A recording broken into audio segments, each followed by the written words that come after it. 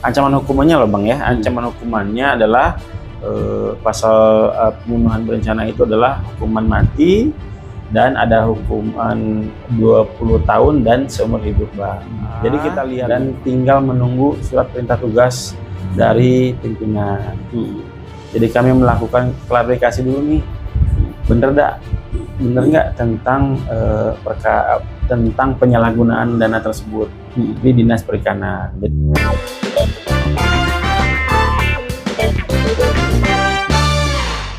Assalamualaikum warahmatullahi wabarakatuh. KJPW Lahat Podcast, berjumpa lagi bersama saya SD Amin di PW Lahat Podcast. Dan hari ini kita kedatangan mitra bagi PWI Kabupaten Lahat ya, mitra setia, pemitra sejati ya, mitra sejati, mitra sejati dari Kejaksaan Negeri Lahat. Hari ini kita akan berbincang-bincang dengan Kasih Intelijen Abang Diki Dwi Putra SHMH. Oke, selamat datang Bang. Selamat Bang Edi. Sehat Bang? Alhamdulillah sehat Bang. Alhamdulillah sudah bisa berkunjung ke studio PWI Lahat Podcast. Alhamdulillah Bang. Alhamdulillah meriah ini Bang. Oke, Kanci PWI Lahat Podcast, hari ini kita akan berbincang-bincang dengan Kasih Intelijen Kejaksaan Negeri Lahat. Akan banyak hal yang kita obrolkan hari ini, baik itu dalam aspek penegakan hukum, termasuk juga peristiwa-peristiwa yang belakangan terjadi yang saat ini sedang diproses di Kejaksaan Negeri Lahat. Kanci PWI Lahat Podcast, kita tahu di awal April 2026 yang lalu, masyarakat di Kabupaten Lahat digemparkan oleh peristiwa yang cukup mengguncang, memprihatinkan kita ke semua, di mana anak kandung tega membunuh ibu kandung yang sedari kecil sudah melahirkan, membesarkan, menyusui, tapi ketika dewasa ibunya dibunuh. Salah satu topik yang akan kita bahas peristiwa ini sudah sejauh mana prosesnya di Kejaksaan Negeri Lahat. Namun KJPW Lahat, sebelum kita sampai ke pembahasan tersebut, termasuk juga kita akan berbincang soal proses atau kelanjutan kasus aduan masyarakat terkait di Dinas Perikanan. Tapi sebelumnya kita akan berbincang soal bidang intelijen ya Bang ya. Boleh Bang. Tentu masyarakat di Kabupaten Lahat Bang secara umum sudah mengenal Kejaksaan Negeri Lahat. Tentu masyarakat Lahat juga sangat berharap menggantungkan diri pada proses penegakan hukum di Kabupaten Lahat. Tentu ini akan berdampak positif bagi masyarakat. Tapi ada juga masyarakat yang belum tahu sebenarnya di kejaksaan itu bidang-bidangnya apa saja sih Bang? Oke. Mungkin saya jelaskan secara global dulu Bang ya. Panggilnya Bang apa nih? Bang Edi atau boleh Bang, Pak Ketua? Pak Ketua jadi boleh Bang. Pak Ketua ya? Oke, Pak Ketua, mungkin saya jelaskan bahwa di Kejaksaan Negeri Lahat ini ada beberapa bidang. Jadi 5 kasih dan 1 kasubagbin. Jadi ada 6 bidang, yaitu kalau saya sendiri mungkin Abang sudah tahu lah, saya di intelijen. Jadi ada yang pertama saya buat adalah bidang pembinaan, yaitu kasubagbin. Nah, eselon 4-nya. Jadi di bidang pembinaan itu mengatur tentang kepegawaian, tentang perencanaan dan rumah tangga yang ada di kantor. Jadi itulah fungsi kasubagbin. Nah, yang kedua mungkin saya loncat ke bidang pidana khusus. Jadi bidang pidana khusus ini adalah mungkin biasanya disebut ujung tombak ya. Ujung tombak di sini memang semua perkara-perkara pidana khusus dari Polres tentang tindak pidana korupsi itu muaranya ke pidana khusus. Ya, jadi biasanya rata-rata kami bisa melakukan penyelidikan di bidang pidana khusus, penyidikan, kemudian penuntutan. Tetapi kadang-kadang juga dari pihak Polres biasanya memberikan perkara tindak korupsi ke bidang pidana khusus. Itu biasanya perkara-perkara yang menjadi perhatian masyarakat ataupun yang memang ada kerugian negara Bang. Biasanya itu masuk ke bidang pidana khusus. Yang ketiga adalah bidang pidana umum. Nah, kalau bidang pidana umum ini kami menerima berkas perkara limpahan dari Polres. Ya, mungkin tadi sudah disentil sama Abang tentang perkara mutilasi. Itu biasanya ke bidang pidana umum. Karena memang semua berkas penyidik itu ke pidana umum mengenai Oharda, Kamtipum, TPUL. Jadi perkara-perkara pidana umum yang biasa itu semua balik ke pidana umum, yaitu ya Pak Kasipidum lah, itu ketuanya. Nah, yang keempat itu adalah perdata dan tata ya, bidang perdata dan tata usaha negara. Jadi itu mungkin termasuk favorit juga, karena memang bidang perdata ini adalah memberikan pendampingan hukum. Jadi sebatas bukan berarti pendampingan itu bukan berarti memberikan kewenangan yang intoleran. Jadi ketika mereka salah ya tetap salah gitu. Nah, jadi tidak semuanya kegiatan bidang pidana perdata itu ibaratnya itu memberikan bagaimana tertib administrasi, Bang. Jadi pendampingan hukum, legal opinion gitu. Nah, apalagi ya, bantuan hukum itu juga ada, dan memberikan apabila ada sengketa nih, misalnya sengketa Pemda dengan masyarakat, itu biasanya bisa melakukan pendampingan ke perdata. Nah, yang satu lagi, Bang, itu kan sudah 5 nih, Bang. Ada satu lagi yang biasanya tertinggal ini sebenarnya, pemulihan aset dan barang bukti. Jadi biasanya kalau perkara-perkara ini, Bang, perkara-perkara biasanya kan ada, kalau di bidang pidana umum itu biasanya ada motor, mobil, sama barang bukti lah, Bang. Barang bukti. Nah, jadi itu ada tersendiri bidangnya, itu kasih PA PBB. Nah, itu biasanya kalau misalnya barang bukti itu yang dilakukan untuk kejahatan, biasanya kami rampas untuk negara. Nah, kebetulan sekali nih, Bang, bentar lagi bulan Agustus mungkin kami lelang. Nah, jadi sudah siap-siap barangkali ada yang mau ikut lelang, silakan. Itu kami terbuka untuk umum di Instagram kami, di Kejar Lahat. Jadi barangkali mau ikut lelang rumah atau misalnya motor ataupun misalnya mobil, silakan nanti dilihat di ini. Itu terbuka. Dan apalagi ini di Sumsel ini mungkin diadakan lelang serentak. Lelang serentak. Jadi silakan masyarakat Lahat barangkali mau ikut serta lelang, silakan. Itu sudah terbuka untuk umum. Nanti tinggal lihat Instagram Kejari-Kejari lain, dan apalagi Kejari Lahat, silakan. Itu terbuka tentang lelangnya. Itu aja sih, Bang. Oke, kan CPW Lahat Podcast itu tadi ya, sekelumit tentang profil lah, karena katakan Kejaksaan Negeri Lahat, bahwa di Kejaksaan Negeri Lahat itu ada bidang-bidang yang menangani perkara-perkara secara khusus. Itu baik itu di Pidum, Pitsus, Datun, kemudian termasuk intelijen. Dan hari ini kita akan lebih fokus ngobrol karena tamu kita ini bidang intelijen. Kita akan fokus obrolnya soal intelijen. Tapi Bang Diki, sebelum kita melanjutkan obrolan, podcast kita hari ini juga dibersamai oleh Pegadaian Galeri 24, Bang. Oh, jadi Galeri 24 ini, Bang, ya? Ya. Di mana lokasinya, Bang? Lokasinya ada di Jalan Mayor Rusan. Kalau Bang Diki mau beli emas yang harga 15.000 sampai 2 miliar ada di situ, Bang. Oh, iya. Jualnya juga bisa di situ, Bang. Jualnya bisa di situ ya. Jadi di kantor Pegadaian Lahat. Ya, Bang. Ya, Bang. Siap. Mbak Yola. Ya, Kak. Jadi kabarnya di Lahat ini sudah ada Galeri 24, apa nih? Nah, kebetulan kan, Kak, Galeri 24 grand opening di Pegadaian Cabang Lahat. Untuk kamu, mamang-mamang dan ibung-ibung, kalau nak beli emas batangan dan perhiasan di Galeri 24 deh, pacak pembelian secara cash dan dicicil. Nah, kami siap melayani sepenuh hati pembelian emas batangan dan perhiasan secara cash dan cicil.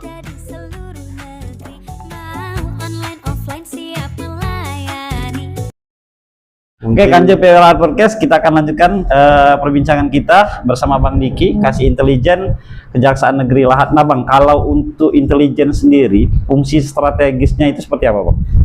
Sebenarnya fungsi deteksi dini ya. Fungsi deteksi dini sebenarnya intelijen ini, Bang, adalah pengamanan terdepan bagi Kejari Lahat ini. Jadi kami memberikan informasi deteksi dini apabila misalnya ada ancaman, gangguan, hambatan, tantangan itu Bang. Biasanya kami kalau intelijen ini memberikan informasi kepada pimpinan apabila mungkin di dalam ketika ada kegiatan beresiko tinggi nih, kami selalu melapor kepada pimpinan. Dan kedua, misalnya gini, pidana umum ini kan sedang misalnya perkara pembunuhan nih yang lagi viral. Kami itu selalu melakukan pengamanan duluan. Apakah misalnya terjadi kericuhan di persidangan, itu kami selalu melakukan pengamanan deteksi dulu. Karena jangan sampai kejadian satu tahanan kabur ataupun tahanan terjadi apa-apa, karena itu masih di kewenangan kita. Itulah fungsi intelijen. Tuh Bang. Jadi banyak kami juga tidak hanya melakukan pengamanan, tapi tindakan pencegahan juga Bang. Penyalahan hukum kepada masyarakat. Artinya ketika misalnya akan terjadi kios di pengadilan, sebenarnya sudah terpantau oleh kita Bang ya? Ya, sudah terpantau. Jadi ibaratnya kami ketika ada perkara-perkara penting di pidana umum atau khusus, itu kami selalu harus melakukan deteksi dini duluan. Misalnya ada demo, itu kami melakukan pengamanan terlebih dahulu. Siap. Nah Bang, kalau untuk apa namanya langkah konkret, itu tadi kan dalam tindak pidana umum. Kalau khusus misalnya dalam tindakan korupsi Bang, untuk pencegahan ini seperti apa? Kami biasanya melakukan penyuluhan hukum. Jadi misalnya penyuluhan hukum ini misalnya, karena kan kami tidak serta-merta langsung kan, ibaratnya tuh kita melakukan edukasi dulu kepada masyarakat Bang. Apakah mereka ini belum mengetahui administrasi ataupun belum mengetahui tata kelola tentang pertanggungjawaban pengeluaran mereka. Jadi maksudnya kami itu Bang, kami melakukan pencegahan itu memberikan edukasi. Biasanya kayak gini nih Bang, kayak kita jaksa ini, kalau ini programnya disebutnya jaksa menyapa Bang. Jadi memberikan edukasi kepada masyarakat bahwa wawasan tentang hukum, contohnya ya Bang, kalau misalnya kami sering itu contoh yang lagi viral misalnya bullying atau hoax, itu biasanya kami melakukan pencegahan tuh preventif seperti itu, penyuluhan tindak pidana korupsi. Jadi kepada kelembagaan, kepada masyarakat umum, yang terutama kan kami Kejari Lahat kepada masyarakat di Lahat, termasuk OPD di sini. Kalau untuk pencegahan korupsi sebenarnya sudah kita lakukan ya Bang? Sebenarnya kalau pencegahan hukum itu kami biasanya, maksud aku sosialisasi ke baik itu ke dinas-dinas, ke perangkat desa, ke perangkat kecamatan, dan pihak-pihak yang berpotensi melakukan korupsi sudah kita lakukan Bang? Sebenarnya itu tiap tahun kami lakukan Bang. Yang jelas kami melakukan penyuluhan hukum ke desa-desa, ke OPD, itu biasanya kami lakukan melakukan ada di melakukan jaksa masuk sekolah, itu kepada masyarakat umum, kepada bibit-bibit unggul di masyarakat Lahat, itu kami melakukan jaksa menyapa tentang tren yang terkini lah Bang. Nah untuk masyarakat juga, untuk desa-desa juga, kami biasanya melakukan penyuluhan hukum tentang bagaimana cara penggunaan desa, anggaran gitu. Dan tidak hanya ke desa saja Bang, ke OPD juga kami memberitahuan deteksi dini, pencegahan. Ketika mereka sudah memberikan, kami melakukan hukum pencegahan tapi mereka masih, berarti itu bukan salah kita lagi Bang. Nah kalau untuk kondisinya Bang, ini lebih banyak kesalahan administrasi korupsi itu atau memang faktor kesengajaan memperkaya diri? Nah ini menarik Bang. Ini menarik karena saya bilang gini Bang, jadi kita tidak bisa melihat itu tuh kesalahan administrasi ataupun itu perbuatan melawan hukum, karena kami bilang kita harus melihat dulu Bang. Kita harus melihat perkaranya dulu. Jadi nggak bisa langsung serta-merta ini salah loh, ini salah, ini belum bisa Bang. Ketika kita melakukan klarifikasi, kita bisa melihat dokumen-dokumen apa yang memang, apakah ini benar kesalahan administrasi ataupun perbuatan melawan hukum yang menimbulkan kerugian negara. Nah, ketika itu kesalahan administrasi dan itu tidak ada kerugian keuangan negara, makanya biasanya kami dilempar inspektorat. Tetapi kami selalu menggandeng inspektorat, BPKP, BPK. Kenapa saya bilang begitu, Bang? Karena ada namanya tim audit, Bang, di sana. Itulah kami butuh ahli untuk memeriksa SPJ mereka, Bang. Jadi tidak bisa, kami memang ahli hukum, Bang. Tetapi untuk masalah PMH bisa, tapi untuk masalah penghitungan itu harus memakai auditor. Ada di inspektorat, ada di PKP. Tetap harus ada rekomendasi dari situ ya, Bang? Ya, Bang. Tidak bisa langsung kita menjudge langsung itu salah, itu, Bang. Nah, Bang, kalau target utama dari penerangan hukum itu seperti apa, Bang? Kalau target utama kami untuk Penkum di intelijen ini, sebenarnya seluruh masyarakat lahat, OPD, dinas-dinas juga, Bang. Jadi tidak ibaratnya tidak hanya masyarakat, semuanya aja, Bang, yang ada di Kabupaten Lahat ini, Bang. Dan itu harus tertata ya dengan bidang-bidang lain ya, Bang? Ya, Bang. Jadi kami juga melakukan supporting data di bidang PIDUM, Ditsus, Datun. Apalagi Datun kan favorit juga karena dia melakukan pendampingan hukum. Pendampingan hukum juga ibaratnya kami mengecek administrasi dokumen kelengkapan mereka. Apakah ini sudah sesuai apa tidak? Kalau misalnya tidak sesuai, biasanya kami juga tim Intel ketika itu tidak sesuai, kami melakukan pemutusan kontrak ataupun pemutusan PPS, Bang, pendampingan pembangunan strategis daerah. Oh, gitu, Bang. Oke, Kance PW Lahat Podcast itu tadi sepenggal ya, katakanlah informasi yang disampaikan oleh Kasih Intelijen Bang Diki terkait peran intelijen ya dalam berbagai penegakan hukum di Kabupaten Lahat khususnya. Tabungan yang mampu bertahan dalam jangka panjang adalah tabungan yang adaptif terhadap perubahan zaman. Salah satunya adalah emas. Keuanganku tetap bisa terkendali dan pastinya aman. Galeri 24, beli emas tanpa was-was. Oke, Kance PW Lahat Podcast tadi ya sedikit sudah dijelaskan oleh Kasih Intelijen tentang proses atau bidang-bidang yang ada di Kejaksaan Negeri Lahat. Pengetahuan ini atau informasi ini sangat penting bagi masyarakat, terutama ya tentu bagi orang-orang yang saat ini berada di bawah pemerintahan lah ya, Bang ya, yang menggunakan anggaran. Tadi kita bahas soal korupsi lah, soal pidana umum dan lain sebagainya. Tentu ini harus kita ketahui informasi ini sehingga ke depan bisa jadi informasi untuk kita semua. Bang Diki, April 2026, awal April, kita semua atau masyarakat di Kabupaten Lahat ini cukup dikejutkan ya, diguncangkan oleh sebuah peristiwa di mana anak kandung tega membunuh, bukan hanya sekadar membunuh, tapi memutilasi ibunya sendiri yang telah melahirkan, Bang, menyusui, membesarkan. Bahkan informasi yang kami dapat, pelaku ini disekolahkan sampai tamat kuliah. Kasus ini tentu menjadi perhatian banyak pihak, Bang, dan membawa keprihatinan tersendiri, terutama bagi masyarakat, termasuk kami dari kalangan jurnalis. Sangat iba dengan kejadian ini bisa terjadi. Kemarin kami pantau peristiwa ini ditangani oleh Polres Lahat dan saat ini sudah dilimpahkan ke pihak Kejaksaan Negeri Lahat. Nah, Bang, untuk kelanjutan proses kasus mutilasi yang terjadi di Desa Karangdalam, Kecamatan Pulau Pinang, Kabupaten Lahat ini sejauh ini sudah seperti apa, Bang?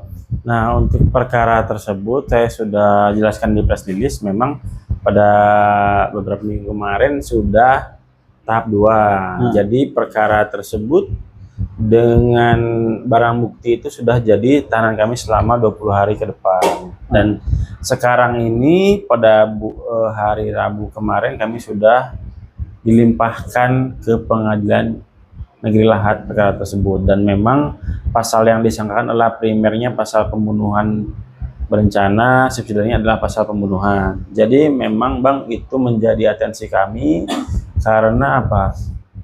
Perkara ini adalah perkara yang menarik perhatian masyarakat, dan memang ancaman hukumannya loh, Bang ya, ancaman hukumannya adalah pasal pembunuhan berencana itu adalah hukuman mati dan ada hukuman 20 tahun dan seumur hidup, Bang. Jadi kita lihat dulu fakta persidangan tersebut, dan memang apalagi ini adalah membunuh ibu kandung sendiri loh Bang. Iya. Jadi kami melihat fakta persidangan, kita lihat ini kan lagi menunggu penetapan sidang nih Bang. Jadi menunggu dulu ketika sidang sudah pertama, kami juga tim intelijen melakukan supporting kepada bidang pidana umum, yaitu melakukan pengamanan.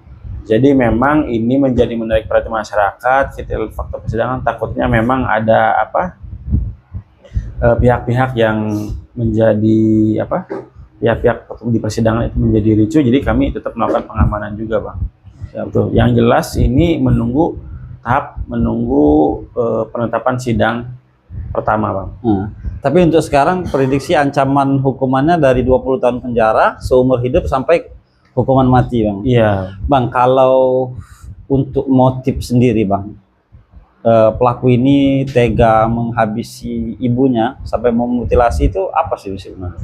Sebenarnya motifnya itu tersangka ini dia itu sudah kecanduan judi online. Oh, jadi kecanduan judi online. memang sesuai benar, kan memang sudah pernah perilis juga oleh Polres, terus oleh saya, kronologisnya itu tidak berubah bahwa motifnya ini tersangka AF itu memang dia itu kecanduan judi sampai menggadaikan emas orang tuanya ketika mereka sudah kecanduan judi, dan memang ketika dia minta uang lagi tidak dikasih. Nah itu sudah mulai timbul, dibawalah orang tuanya bilang untuk ngambil emas ya, ambil emas tersebut. Seperti itu. Jadi itu kan secara kronologisnya Bang, tetapi kita lihat dulu fakta persidangan apakah ada perubahan atau tidak. Yang jelas kami menjadi atensi masyarakat. Ini silakan masyarakat Lahat memantau bahwa persidangan kami ini menjadi atensi bagi kami dan tim JPU, dan ini diketuai langsung oleh Pak Kasipidum untuk JPU-nya langsung. untuk JPU-nya. Iya. Oke, Kanci sahabat PW Lahat Podcast, tadi sudah disampaikan sedikit kronologi atau motif dari AF ini tega membunuh orang tuanya itu karena yang pertama kecanduan judi online ya. Iya, kecanduan Jadi online, kemudian sempat mencuri katakanlah perhiasan atau emas yang dimiliki ibunya yang kemudian ditagih, karena tidak bisa mengembalikan itu yang kemudian merencanakan pembunuhan. Oh iya, satu lagi Bang. Tersangka ini residivis Bang. Oh, Jadi residivis. 3 bulan baru keluar dari Penjara. lapas. Oke, dari penjara. Jadi memang ketika sudah ini berarti dia sudah pernah di penjara, di lapas lalu. Di lapas. Nah, pelaku ini ternyata kan CPW Lahat Podcast juga sebelumnya sudah pernah di penjara dengan kasus kalau tidak salah penggelapan. Tapi intinya kasus yang memprihatinkan ini selain sangat patut untuk tidak kita tiru, berarti ancaman judi saat ini cukup masif ya Bang di masyarakat kita ya Bang. Mungkin kecanduannya Bang. Kecanduannya Bang yang bikin berpikir kemana-mana, maksudnya itu jadi karena kelilit utang ataupun sudah ketagihan, itu mereka menghalalkan segala cara Bang untuk bagaimana cara bisa judi lagi. Siapa? Oke Bang Diki, kembali saya sampaikan Bang, kalau kita ini podcast dibersamai oleh Pegadaian Galeri 24 Bang. Selamat datang di Galeri 24, silahkan. Galeri 24 adalah anak perusahaan PT Pegadaian yang sudah dipercaya oleh masyarakat sebagai ahli di bidang emas dan perhiasan. Sambutlah cara berinvestasi di era masa kini bersama Galeri 24. Galeri 24, beli emas tanpa was-was. Oke Bang. Bang, selanjutnya ada kasus yang saat ini juga sangat menarik Bang. Mencuri perhatian masyarakat. Kita tahu kemarin cukup viral ya, baik itu di media sosial maupun di media online, peristiwa kasus atau penemuan dugaan terjadinya apa itu entah penyimpangan atau seperti apa di Dinas Perikanan Kabupaten Lahat, dan informasi yang kami dapat peristiwa ini sudah juga dilaporkan ke Kejaksaan Negeri Lahat ya Bang ya. Iya. Kalau untuk kelanjutan kasusnya seperti apa Bang? Atau laporannya seperti apa? Jadi kan memang beberapa hari kemarin memang saya sudah dapat laporan dan sudah banyak beberapa media yang nanya ke saya, dan saya memang secara jawab bahwa laporan tersebut memang baru masuk waktu kemarin. Tetapi kalau sekarang sudah kami telaah dan tinggal menunggu surat perintah tugas dari pimpinan. Jadi kami melakukan klarifikasi dulu nih, bener nggak tentang tentang penyalahgunaan dana tersebut di Dinas Perikanan. Jadi kita tidak bisa menjudge dulu, kami melakukan klarifikasi dulu. Ada praduga tak bersalah juga ya, Bang? Ya, jadi kami mengecek dulu, Bang. Mengecek klarifikasi dan melakukan undangan dulu klarifikasi kepada pihak-pihak dinas dan mengecek ke lapangan tersebut, Bang. Jadi itu diperkirakan kapan, Bang? Mungkin secepatnya, Bang. Secepatnya ya? Ya, dalam minggu depan mungkin surat perintah tugasnya sudah keluar, mungkin kami akan klarifikasi. Ya, Bang, karena cukup jadi sorotan juga ya. Kita juga kepinginnya ada semacam informasi yang terang ya. Jangan sampai juga masyarakat di Kabupaten Lahat hanya mendapatkan asumsi apakah itu memang ada pelanggaran atau tidak kan. Ketika misalnya itu sudah ditangani, sudah diproses hukum secara jelas, masyarakat juga saya kira pasti mengetahui kan persisnya kan. Tentu ini juga sangat menghebohkan penemuan salah satu anggota DPR ya, yang menemukan 52 ton pakan ikan yang saat ini terancam kadaluarsa dan tidak termanfaatkan ya, Bang ya. Kemudian rancangan-rancangan pembuatan kolam dan bibit ikan yang menurut kemarin kita juga wawancara anggota DPR dari fraksi Gerindra menyampaikan bahwa perencanaannya ini yang kurang bagus ini katanya. Ya kan, beli ikan tapi kolamnya belum siap kan. Nah, akhirnya target 100 ton cuman dapat 3 ton. Jadi kan CPW Lahat Podcast dapat kami informasikan juga, Bang, karena kami dapat atensi juga dari masyarakat, Bang. Gimana kelanjutan proses kasus perikanan ini tiba-tiba diem kan? Jangan sampai asumsinya kawan-kawan DPWI sudah diam nih. Ya, yang jelas, Bang, kalau perkara yang Dinas Perikanan ini kami transparan dan terbuka untuk umum, Bang. Jadi memang kami ketika ini menjadi perhatian masyarakat, kami terbuka untuk umum, kita lakukan klarifikasi terlebih dahulu, Bang. Jadi ketika surat perintah tugas itu sudah keluar dari Bapak Kajari, mungkin kami akan klarifikasi dulu biar perkara ini terang benderang seperti apa perkaranya. Yang jelas kan kita harus mengecek ke lapangan dan melakukan keterangan dulu, Bang. Jadi biar kami juga transparan tentang di Dinas Perikanan ini seperti apa. Oke. Itu, Bang. Oke, kan CPW Lahat Podcast artinya sabar, kita masih menanti proses. Tentu aparat penegak hukum juga tidak bisa sembarang ya, Mbak. Bukan waktu yang menentukan, tapi proses lah proses yang baik yang akan menentukan. Cuma kita cepat-cepat agak salah ya. Kalau cepet-cepet nanti salah, nanti kami juga di demo masyarakat juga. Jadi masyarakat. Yang jelas kami berhati-hati dan pasti membutuhkan waktu, tenaga dan ahli. Kami butuh untuk ahli dalam hal apakah ini benar merugikan kerugian negara, ataukah ada penyalahgunaan, ataukah kesalahan administrasi. Itu. Oke, kan CPW Lahat Podcast kita tunggu saja dua peristiwa yang cukup viral ya, juga mengembarkan di Kabupaten Lahat.